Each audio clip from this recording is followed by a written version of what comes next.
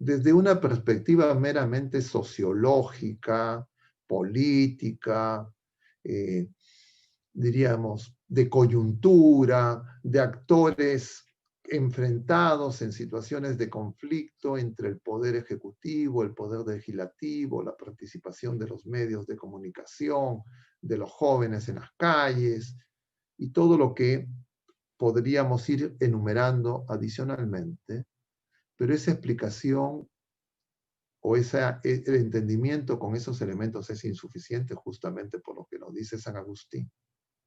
Pero además es insuficiente porque presupondría creer que esto es algo exclusivamente local y que no se dan situaciones análogas en la esfera micro, diríamos, en nuestra vida personal, familiar, y tampoco se dan situaciones análogas en otras realidades, en otras partes del mundo.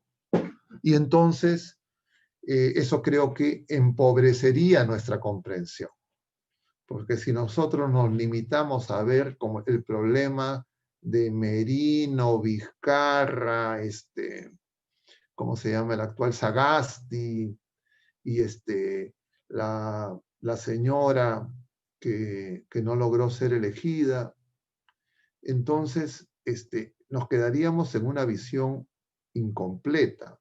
Claro, esos datos personales lo que permiten es encontrarle, digamos, lo singular de la experiencia local, nacional, que obviamente tiene cosas en común con las otras realidades, pero no es idéntica exactamente. Pero reconocer qué cosas hay en común, sí creo que puede ayudar. Y me voy a referir a un punto, que es cómo las ciencias políticas en el mundo, no recientemente, sino ya hace algunas décadas, vienen analizando lo que se está produciendo, especialmente en las llamadas democracias occidentales, de la que nuestro país, por supuesto, es parte, porque nosotros vivimos en un régimen que tiene esas características. Y entonces se habla de que en el mundo se vive una crisis de representación en muchos lugares. Las democracias actuales, en esta etapa de la globalización, en esta etapa de expectativas globalizadas, en esta etapa de muchas frustraciones por las desigualdades que existen y por la hiperconcentración de recursos, se afecta principalmente en el nivel político representativo. Es decir, la gente culpa de los problemas a los políticos. Entonces, en el mundo, los políticos se han convertido en el chivo expiatorio. Todos los problemas que enfrentan de naturaleza social, política, económica, los países principalmente se les indican a los políticos y en consecuencia los políticos tienen una crisis de representatividad porque los ciudadanos en los regímenes políticos consideran que esos políticos no están haciendo bien su trabajo, no están preparados, no están calificados, no nos representan. Y eso se está dando en el mundo entero. Ahora, cabe la pregunta, esa explicación que se propone desde las ciencias políticas, que es asumida por los medios de comunicación global, ¿es verdadera? ¿Explica todo? ¿O es simplemente una explicación incompleta? Otro punto a agregar. En relación justamente a esa situación de la crisis de representatividad dentro de los problemas actuales a nivel mundial, se señala que uno de los problemas es la corrupción. Entonces, se dice que el problema de los políticos y del sistema político, de las democracias representativas, se ve agravado por los escándalos de corrupción. Y por decisiones de los políticos que favorecen a grupos e intereses económicos particulares vinculados a los propios actores políticos. Dicho de manera más sencilla y más breve, es decir, ser político es un negocio, una forma de ganarse la vida y de enriquecerse. Entonces, los políticos son los culpables. Y ese discurso, ese relato, se repite en todos los países, en todos los lugares. En algunos lugares esto es, digamos, más creíble, en otros lugares menos, pero los medios de comunicación que supuestamente realizan la vigilancia del comportamiento político son los que señalan estas cosas. Otro punto adicional, desde esta perspectiva, digamos, humana, sin Dios. Otro punto que se menciona, o mejor dicho, que no se menciona siempre, es que muchas veces estos políticos tienen su soporte en los medios de comunicación. Porque como los ciudadanos toman distancia, los que determinan que los políticos sean aceptados o no sean aceptados son los medios de comunicación. Entonces, lo que define, digamos, el que un político sea buen político, entre comillas, o mal político, es la opinión de los medios de comunicación que a su vez forman la opinión pública. Entonces, la concentración y el enorme poder que han adquirido los medios de comunicación los convierte en los jueces por encima incluso de las instituciones formalmente establecidas en los estados para dirimir acerca de estas realidades. Pero muchas veces estos políticos, conscientes de esa situación, pactan con los medios de comunicación a través de distintas maneras, entre comillas, de incentivos económicos. Y los medios de comunicación, de alguna manera, ejercen presión como, entre comillas, su mini marcha a través de las noticias que sacan y según eso van negociando cómo seguir obteniendo sus incentivos económicos para poder cubrir sus ingresos y expectativas, no de los que trabajan en los medios de comunicación solamente, sino principalmente de los empresarios que son dueños. Pero además, en Latinoamérica, incluido el Perú, en las últimas décadas se ha ido formando, en las últimas 2 décadas con más precisión, una modalidad de vínculo entre los gobiernos, los medios de comunicación y grandes corporaciones que, entre comillas, son los que aseguran la gobernabilidad.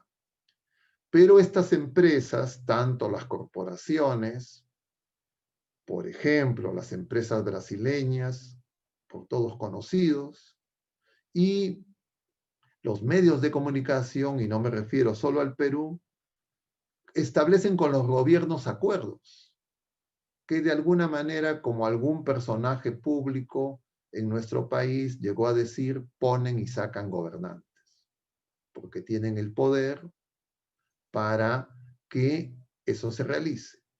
Y esta persona complementaba diciendo, ganan o no elecciones, porque estos medios de comunicación trabajan en mancomunidad con empresas encuestadoras.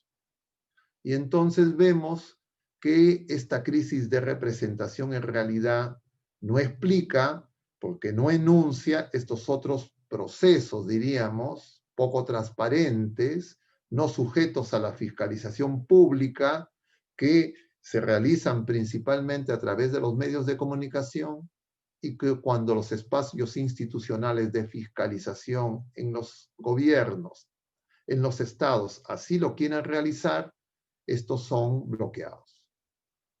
Me refiero específicamente a por qué no prosperan la labor, digamos, fiscalizadora que están llamados a cumplir los congresos, las cámaras de representantes. Y eso en el Perú es flagrante, porque el actual Congreso ha sido elegido hace menos de 2 años. Y luego de que otro Congreso anterior fue cerrado por el Ejecutivo.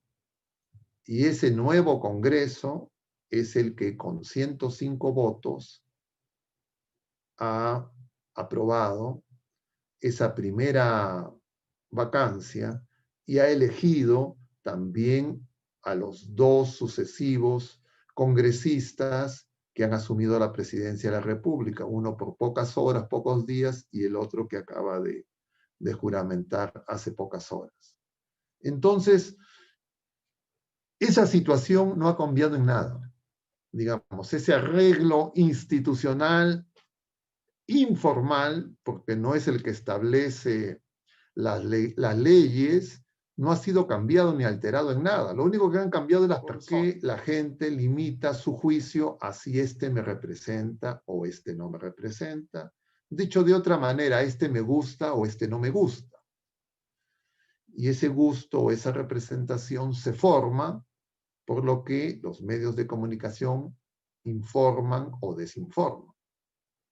En la coyuntura reciente en el Perú, antes de asumir el actual presidente, con el presidente Merino, los medios de comunicación señalaron casi unánimemente, no tengo noticia de que alguno haya dicho algo distinto, que se trataba de un golpe de Estado y que se estaba en peligro la democracia y que se tenía digamos, había asumido el poder los corruptos, más o menos era el discurso que algunos de los opinólogos señalaban con más frecuencia.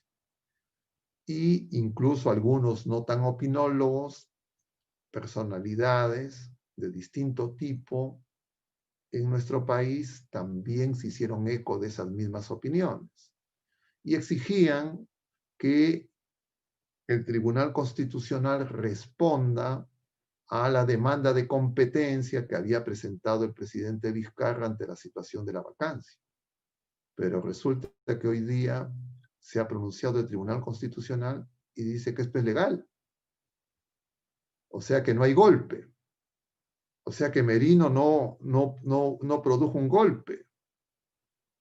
Claro, Merino no fue vacado, Merino renunció, pero renunció por la presión de la opinión pública.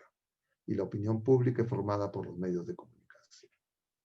Entonces, cuando nosotros ponemos esos elementos, simplemente con estos criterios políticos, sociológicos, periodísticos, jurídicos, etcétera, nos quedamos con un panorama de ese tipo y lo que vemos es que hay un enfrentamiento que no se ha resuelto. Y hay un arreglo institucional que no se ha resuelto. Porque los que tienen la capacidad, sin ser elegidos, de decidir quién gobierna y quién no gobierna y manejar la opinión pública, siguen incluso fortalecidos luego de su, entre comillas, aventura exitosa. Pero esto que puede ser opinable no es lo fundamental que tenemos que tomar en cuenta. Yo lo refiero no con la pretensión de que sea objetivo e imparcial, sino pintando los elementos hasta donde me alcanzan a mí a comprender, pero no creo que sea lo sustancial, por lo que justamente mencionaba primero, que el tema no es ni político, ni jurídico, ni periodístico, sino que de base es un problema espiritual, por lo que nos enseña San Agustín.